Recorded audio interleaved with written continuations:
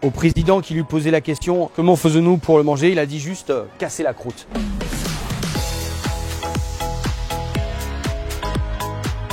La soupe Élysée, c'est la création de M. Bocuse pour l'Élysée et pour le président Valéry Giscard d'Estaing. Nous, c'est en hommage à M. Paul qu'on a repris cette soupe et qu'on l'a appelée soupe Élysée. L'idée, c'est d'avoir quelque chose de très gourmand et d'avoir des saveurs qui vont sortir quand le feuilleté sera fini. Donc les éléments sont très simples, c'est un jeu de montage. De la volaille au fond, derrière les petits éléments de garniture, une petite dizaine de cubes de céleri, la belle matignon de foie gras confit. On va mettre la brunoise de champignons de Paris, nos petits palets de truffes. Là, on va rajouter juste un petit peu de jus de truffe dans nos ensembles.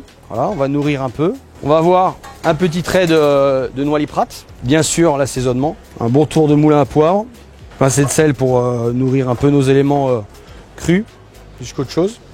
Et derrière, on va avoir le bouillon, le consommé de bœuf, qui a vraiment énormément de saveur. Hein. On l'a cuisiné pendant 48 heures.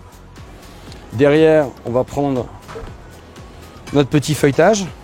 Je vais juste donner un petit coup de pinceau à cet ensemble. Le fait d'avoir un bouillon, ça pousse le feuilleté à pousser bien sûr, mais avoir cet effet de bombée. Du coup, on a un jeu entre l'arrondi du bol et l'arrondi de la croûte. Le secret, c'est vraiment la surprise que peut avoir le convive. Le goût et la saveur est enfermé dans ce bol et au moment où vous cassez, vous avez cet effluve de saveur qui revient vers votre nez et c'est juste sublime. Et ce parfum que vous avez en bouche, pour moi, c'est toute la gourmandise de la cuisine française. L'opération Goût de France, c'est un repas dans 3000 lieux, restaurants, espaces de restauration, 3000 chefs sur à peu près 5 continents.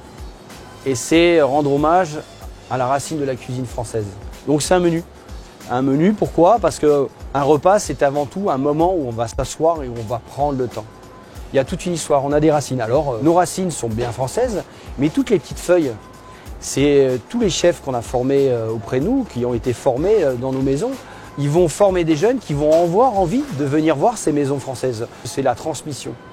Et je pense que quand on a des amis cuisiniers du bout du monde, on est à peu près 3000 cette année à partager cette soirée, je pense que c'est représentatif de toute la générosité qu'on a pu avoir envers eux et qui nous le rendent mais au centuple.